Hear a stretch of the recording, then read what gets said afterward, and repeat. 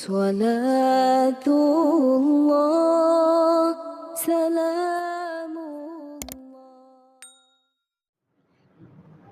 Bismillahirrahmanirrahim. Assalamualaikum warahmatullahi wabarakatuh.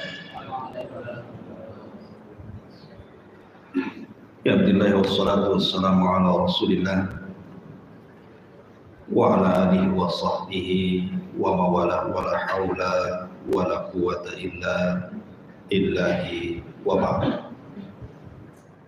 Ma'asyiral muslimin yang dimuliakan Allah Subhanahu wa taala. Kita tahu bahwa Islam itu bukan hanya mengajarkan akidah dan ibadah saja, tapi Islam juga mengajarkan akhlak. Dan akhlak itu yang paling tercermin adalah dari ucapan. Karena ini yang banyak memasukkan orang ke neraka. Sampai-sampai Mu'adz bin Jabal radhiyallahu anhu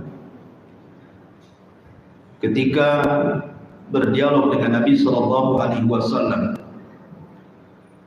apakah lantaran lisan-lisan kita ini wahai Rasul kita akan masuk ke dalam jahannam?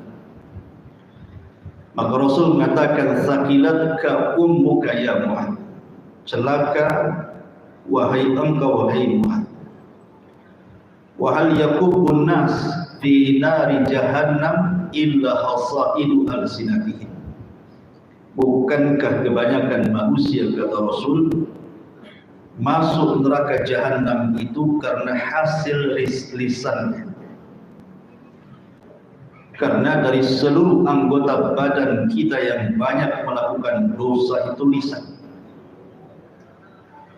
Makanya Nabi SAW selalu menasihati soal menjaga lisan dan afatul lisan, bahaya lisan. Ma'asyiral muslimin yang dimuliakan Allah Azza wa Jalla.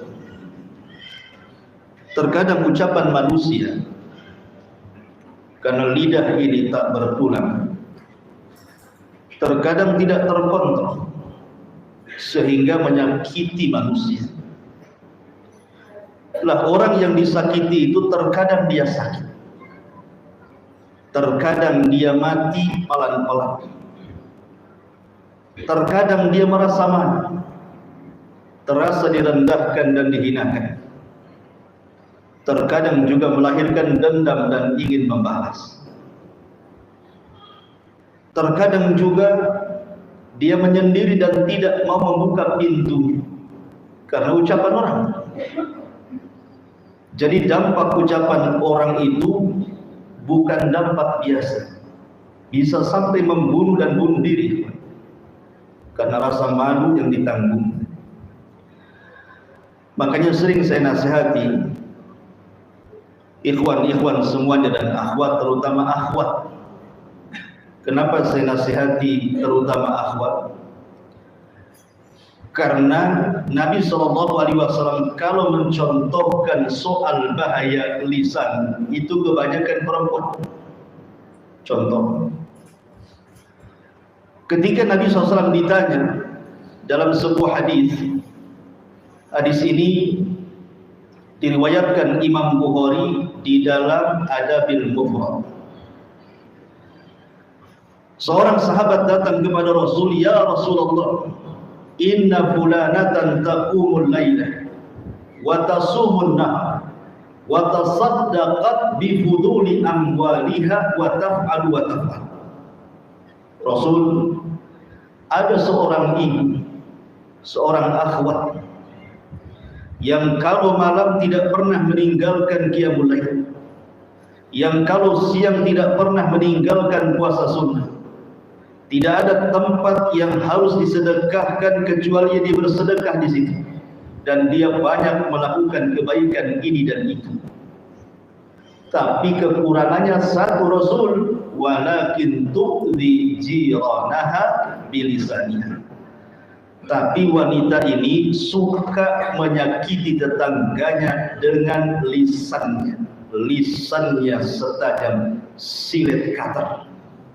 Jadi orang kalau ngomong itu nyelekit bahasa kita. Apa kata Nabi SAW? La khaira fiha, hiya min ahlin nar, hiya min ahlin nar. Wanita itu tidak ada kebaikannya. Bahkan wanita itu layaknya masuk kepada penduduk neraka. Kemudian sahabat ini bertanya lagi, ya Rasulullah, inna fulanatan la tusalli illa al-maktubah wa la tasumu illa Ramadan wa la tatasaddaqat bi fuduli amwaliha wa la taf'al wa la taf'al. Rasul, wanita yang satu ini dia jarang sholat malam, jarang sholat sunnah tapi menjaga yang wajib. Jarang puasa sunnah tapi dia jaga Ramadannya. Dia tidak pernah bersedekah. Dia tidak seperti yang pertama banyak melakukan kebaikan ini dan itu. Walakin la tu'dhi jiranaha bilisannya. Tapi dia betul-betul jaga lisannya. Maka Nabi SAW mengatakan, hiya min ahlil jannah. Wanita itu pasti masuk surga. Dia Rasul kalau bersabda ini mencontohkan wanita. Yang ditanyakan sahabat ini wanita. Karena biasanya yang banyak bicara itu wanita. Kalau laki-laki banyak bicara, dianggap emak-emak biasanya. Mulut emak-emak. Kalau laki-laki banyak ngomong. Laki-laki itu jarang ngomong, main tampar aja. Ma'asyiral muslimin yang dimuliakan Allah Azza wa Jalla. Makanya saya nasihatkan kepada antum, kasihi manusia, sayangi manusia, obati luka manusia. Orang-orang yang kita sakiti dengan lisan kita itu, mereka sudah lelah, sudah capek. Mereka sudah punya pekerjaan di rumahnya, sudah mengurus anak-anak. Mungkin suaminya bekerja dari pagi sampai sore, memeras keringat, banting tulang, kaki di atas, kepala di bawah, bahasanya gitu. Sudah lelah mereka dengan kehidupan mereka. Tiba-tiba antum pula kemudian lebih melelahkan mereka dengan ucapan. Mereka sudah lelah, kita buat lelah lagi. Karena ucapan manusia yang menyakitkan itu lebih melelahkan dibandingkan dia bekerja dari pagi sampai sore. Kalau seandainya orang itu lelah karena kerja, minum jamu, diurut, tidur, pagi segar. Tapi kalau orang kemudian dicaci, dimaki, dihina, digibah, direndahkan, dilecehkan, itu sakitnya itu di sini, sakitnya itu di hati.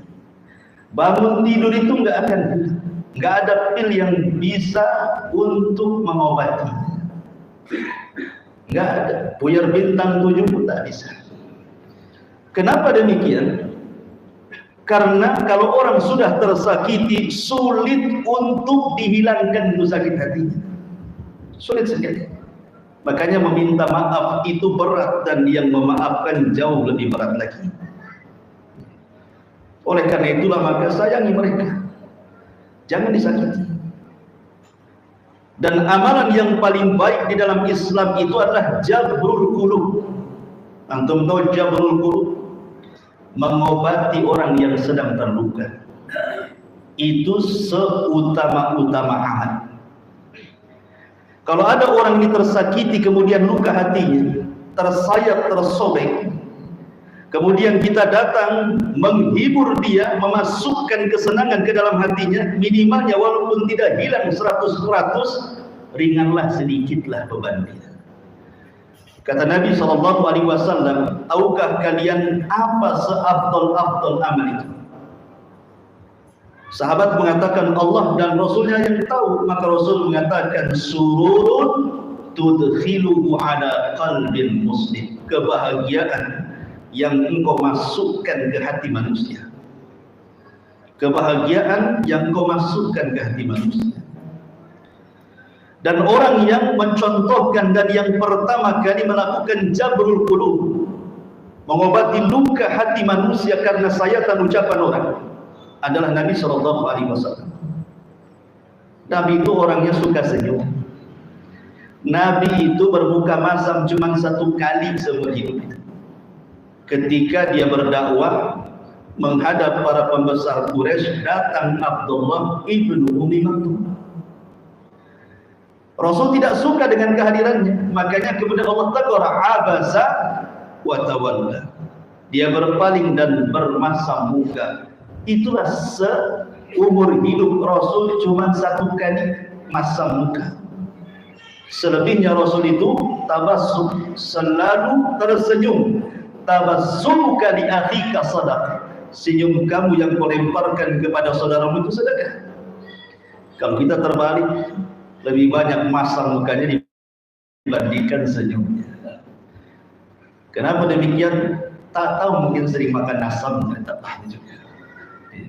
Ma'asyiral muslimin yang dimuliakan Allah Azza wa Jalla, ada 1 kisah yang menarik. Kisah ini diriwayatkan Imam Bukhari dari Anas ibn Malik radhiyallahu anhu. Kana rajulun min ahli al-badiyati ismuhu Zahir. Dari Anas bin Malik radhiyallahu anhu, ada seorang laki-laki dari penduduk Baduy namanya Zahir. Zahir ini seorang budak. Dia sangat mencintai Nabi SAW. Suatu ketika Nabi SAW berkunjung ke tempat Zahir ini. Kemudian yahdilin Nabi SAW al-hadiyata minal badiyah. Maka Zahir pun memberikan hadiah kepada Rasul. Hadiah dari desa, dari Badu. Dan Nabi SAW tidak pernah menolak hadiah. Rasul itu hanya menolak sedekah. Kalau hadiah diterima. Kalau kita main embat saja, mau sedekah, mau hadiah, mau dompet nemu di jalan. Jadi akhirnya kemudian suatu hari Nabi SAW itu tidak pernah melupakan kebaikan orang. Lain dengan kita, selalu melupakan kebaikan orang. Sudah ditolong, pinjam hutang, dihutangi, itu kan kebaikan. Harusnya kita balas, kembalikan uang itu kan. Ini tidak. Yang garang yang hutang dibandingkan yang dihutangi. Lebih garang dia soalnya dia punya duit. Jadi manusia yang paling tahu kebaikan orang itu adalah Nabi. Jangan pernah melupakan kebaikan manusia siapapun, apalagi dia seorang pendakwah agama yang sudah memberikan ilmu kepada anda. Doakan mereka. Ustaz-ustaz yang pernah mengajarkan ilmu kepada antum, kalau mereka masih hidup, kita katakan hafizahumullah, semoga Allah menjaga mereka. Kalau mereka sudah meninggal, rahimahumullah, semoga Allah merahmati mereka. Jangan sombong. Akhirnya kemudian Nabi SAW ingin datang ke rumah Zahir. Dicarinya Zahir, tidak ada.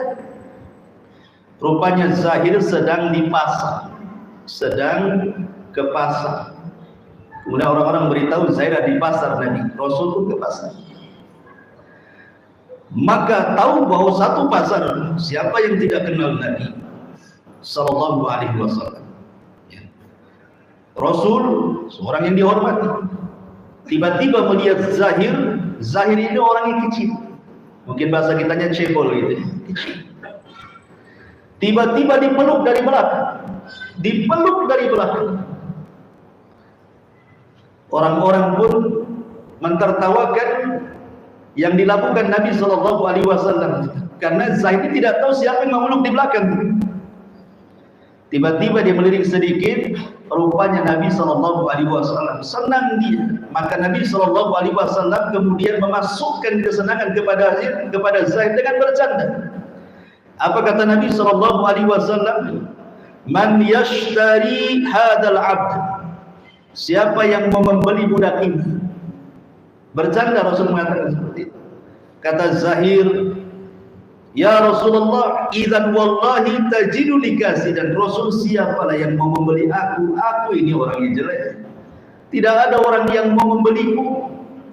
Maka Nabi SAW mengatakan, bal anta indallahi ghalib. Tidak wahai Zahir, Mungkin di mata manusia kau diremehkan, tapi engkau memiliki kedudukan di hadapan Allah. Begitu Rasul memasukkan apa? Jabrul qulub, ya. Makanya jangan sakiti orang. Biasakan kita ini menghibur orang. Walaupun kita sedih, dapat hibur orang, supaya dengan menghibur orang kesedihan kita pun berkurang. Ma'asyiral muslimin yang dimuliakan Allah Subhanahu wa taala. Atau kita lihat bagaimana Nabi SAW datang ke rumah Ummu Salamah. Ketika itu Ummu Salamah sedang sedih sekali karena suami yang dicintainya meninggal dunia, Abu Salamah. Yang di dunia tidak ada manusia yang dicintai melebihi Abu Salamah, kata Ummu Salamah. Tak tahu istri aku ngomong itu, saya tidak tahu. Tetapi Nabi SAW melihat kesedihan di mata Ummu Salamah, dia ingin menghibur dan mengatakan, ya Umma Salamah, quli Allahumma jurni fi musibati. Wahai Ummu Salamah, katakan, angkat kedua tanganmu kepada Allah, ya Allah berikan pahala kepadaku atas musibah yang menimpa. Dihibur. Ini enggak datang ke orang yang sedang musibah pulang pula bawa berkat. Antum yang bawa berkat harusnya. Ma'asyiral muslimin yang dimuliakan Allah Subhanahu wa taala. Oleh karena itulah maka istri Nabi SAW Khadijah terpengaruh dengan akhlak Rasul. Kurang apa Nabi SAW dicaci maki orang Quraisy, dikatakan pendusta, tukang sihir, macam-macam, sampai diboikot. Ketika pemboikotan Bani Hashim 3 tahun berturut-turut sampai orang kelaparan, sampai harta Khadijah habis untuk memberikan makan ke dalam pemboikotan itu. Setelah kemudian hilang pemboikotan 3 tahun, Khadijah yang sudah tua banget mencari Nabi SAW. Rupanya Rasul ada di Bukit Safa. Maka kemudian ketika Rasul berada di Bukit Safa itu, Khadijah langsung naik, kadang jatuh, kadang juga berjalan, bawa makanan, bawa minum untuk suaminya tercinta Rasul SAW. Tiba-tiba Jibril turun dan mengatakan, ya Muhammad, sebentar lagi Khadijah akan datang. Sampaikan salam dariku dan dari Allah. Tidak ada manusia yang mendapatkan salam dari Allah kecuali Khadijah. Sampaikan salamku dariku dan dari Allah. Aisyah dapat salam dari Jibril, tapi tidak dapat salam dari Allah. Katakan kepada Khadijah, wa basyirha bi baitin la khasaba fiha wa la nasab. Sampaikan juga kepada Khadijah, dia akan mendapatkan istana di surga, di dalamnya tidak ada kelelahan dan tidak ada kebisingan. Karena dia tidak pernah membuat bising suaminya. Lain dengan istri antum, sibuk bising aja. Pulang bising, pergi bising. Makanya Khadijah tidak pernah berbuat bising kepada suaminya. Allah berikan rumah yang tidak ada kebisingan dan tidak ada kelelahan, karena Khadijah tidak pernah membuat lelah suaminya.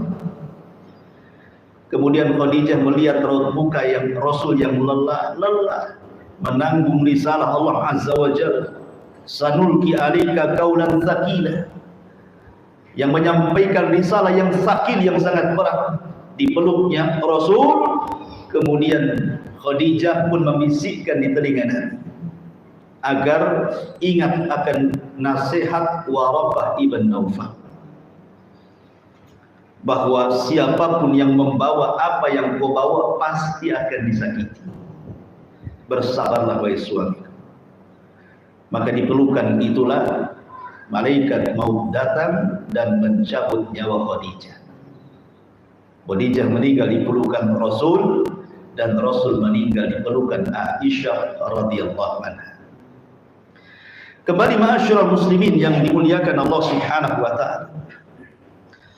Oleh karena itulah maka di sini Allah Subhanahu wa taala perintahkan wa qulu lin-nasi husna, ucapkan ucapan yang santun kepada manusia. Kata Nabi SAW, man kana yu'minu billahi wal yawmil akhir falyaqul khairan aw liyasmut. Kan itu. Barang siapa yang beriman kepada Allah dan hari akhir, katakan ucapan yang santun, kalau tidak bisa. Tetapi saya ingin menasihati juga, ini risalah kepada orang-orang yang mungkin hatinya sudah disakiti manusia, hatinya sudah pecah dan retak karena ucapan manusia. Bagaimana caranya untuk supaya kembali pulih?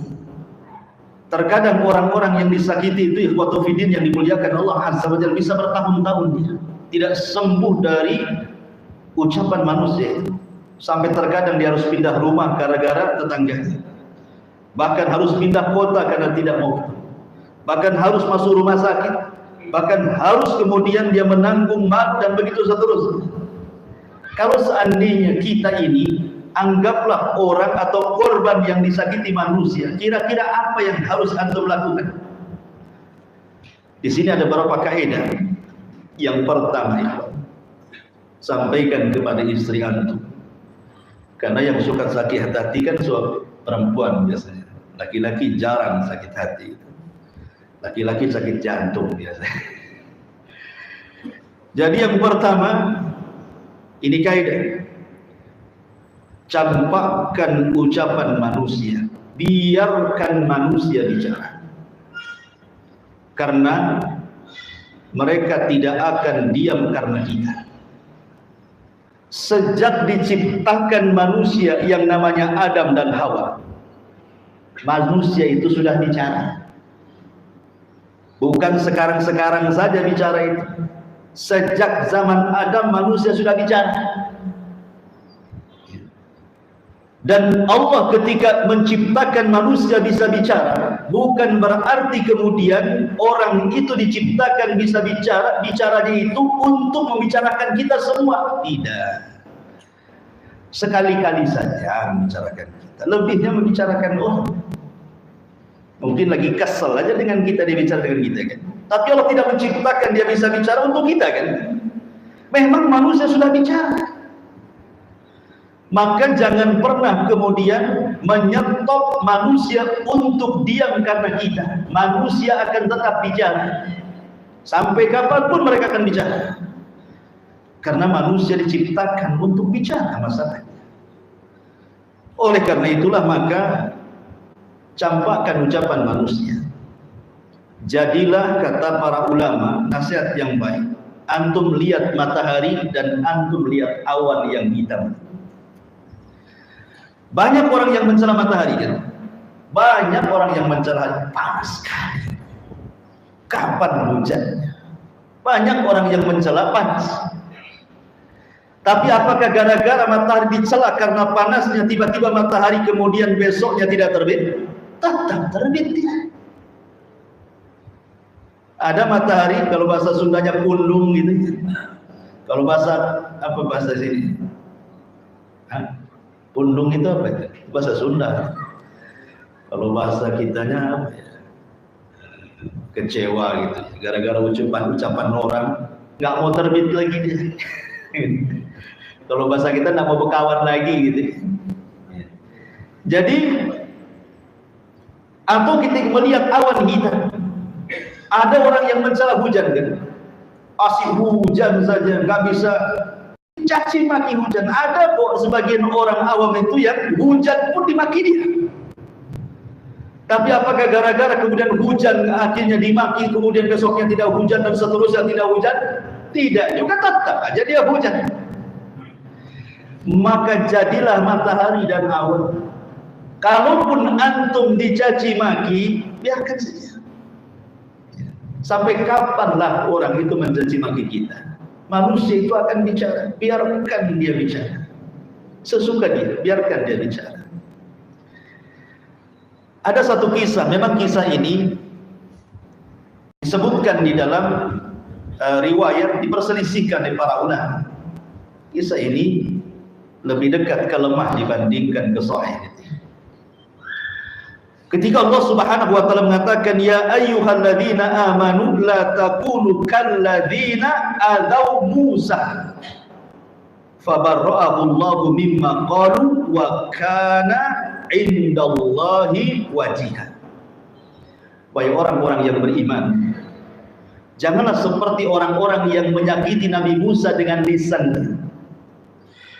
Maka Allah Subhanahu wa taala melepaskan ucapan-ucapan itu, menyelamatkan Nabi Musa, dan Allah berikan kedudukan yang tinggi Musa di hadapannya.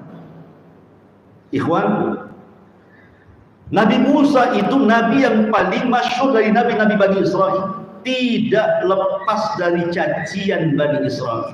Dia nabi yang paling banyak dimaki sama Bani Israel. Sampai Allah mengatakan, jangan seperti orang yang suka menyakiti Musa dengan ucapannya. Makanya Rasul sampai mengatakan, rahimallahu akhu Musa udhiya katsiran wa sabar. Semoga Allah merahmati Nabi Musa, banyak ujiannya dari Bani Israel dan dia pun sabar. Jadi suatu ketika Musa ini, kemudian dia kan kalimur rahman, nabi yang suka berbicara dengan Allah Azza wa Jalla. Itulah kunyah yang disematkan kepada dia. Jadi dia mengatakan kepada Allah Subhanahu wa taala, ya Rabb innan nas yaquluna fiyya ma laysa fiyya. Ya Rabb, manusia ngomong macam-macam tentang diriku padahal aku tidak pernah memiliki apa yang mereka katakan. Tolong lepaskan dari keburukan mereka.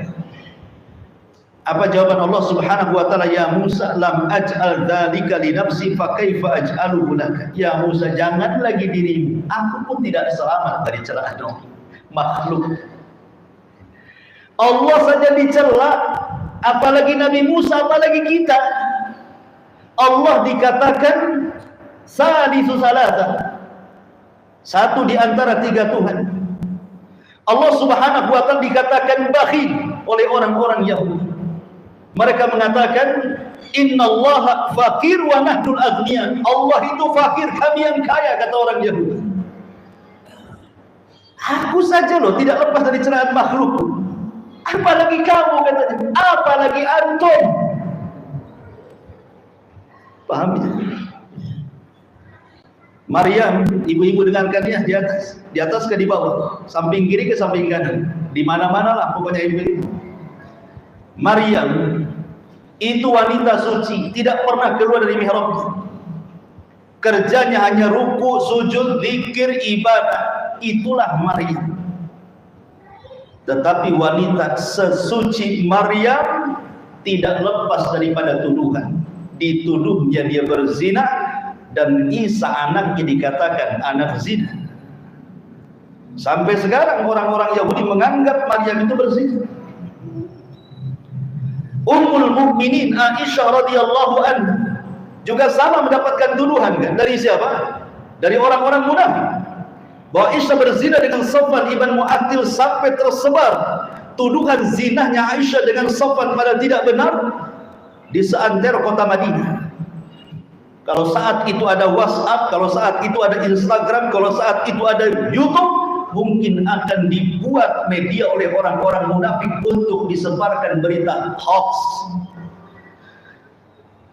Kalau sekelas Aisyah radhiyallahu anha, Maryam tidak lepas dari celaan, apalagi emak-emak di atas. Lebih lagi dicela. Jadi campakkan ucapan manusia, jadikan ucapan manusia seperti ghubar. Tahu ghubar? Seperti debu, biarkan mereka bicara. Mereka itu tidak akan berhenti bicara. Mereka terus bicara. Karena mereka terus bicara, ngapain kita ladeni? Biarkan saja. Ma'asyiral muslimin yang dimuliakan Allah Azza wa Jalla. Yang kedua, ini penting. Berjalanlah antum dengan takdir Allah. Berjalanlah dengan takdir Allah. Sehebat apapun manusia mencaci maki antum, tidak akan mengurangi rezeki antum. Tidak akan. Sehebat apapun manusia merendahkan, menghina dengan kata-katanya, tidak mungkin memendekkan umur antum. Contohnya, Nabi SAW dicela oleh pamannya Abu Lahab. Tabbat laka sa'iral yawm, alihada jama'tana. Celaka wahai Muhammad, satu hari ini, untuk ini kau kumpulkan kami semua. kemudian dimakinya Nabi SAW. Itu dari Abu Lahab. Belum dari Abu Jahal. Ngumpulkan orang, kira-kira yang layak tuduhan kepada Muhammad itu apa? Muncullah kalimat sahir, muncullah kalimat kahin, muncullah kalimat syair, muncullah kalimat majnun, dan begitu seterusnya. Tiba-tiba terjadi perang Badar. Siapa yang wafat duluan? Abu Jahal mati duluan. Yang mencela Nabi, dia yang wafat duluan. Abu Lahab mati duluan. Musuh-musuh Nabi yang mengatakan kau gila, kau tukang sihir, kau ini, mati semua di perang Badar. Rasul masih hidup. Jadi berjalan dengan takdir Allah Azza wa Jalla. Celaan manusia tidak mengurangi umur kita. Biarkan. Seserah mau mencela. Dan juga tidak mungkin mereka mengambil rezeki kita. Karena biasanya orang yang mencela itu karena dia tidak punya yang kita miliki, makanya kita dicela. Kalau dia memiliki yang kita miliki, tentu tidak akan mencela karena buruk akhlak. Orang-orang yang mencela kita itu karena dia tidak memiliki apa yang kita miliki, makanya dicela kita ini. Nabi SAW dicaci maki oleh orang Mekah sampai hijrah ke Madinah. Belakangan dia yang membuka kota Mekah. Balik lagi kepada Nabi.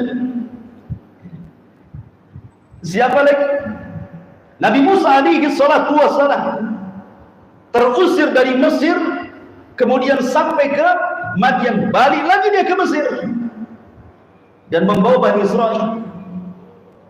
Begitulah manusia itu, tidak lepas dari takdir. Dia ngomong begitu kepada kita, memang sudah takdirnya. Biarkan seperti itu dia ngomong, nggak perlu ditanggapi, mungkin takdirnya seperti itu. Kenapa Allah Subhanahu dalam Al-Quran mengatakan ketika bercerita tentang seburuk-buruk suara dalam surah Luqman, apa kata Allah? Inna angkarul aswat la sautul hamid.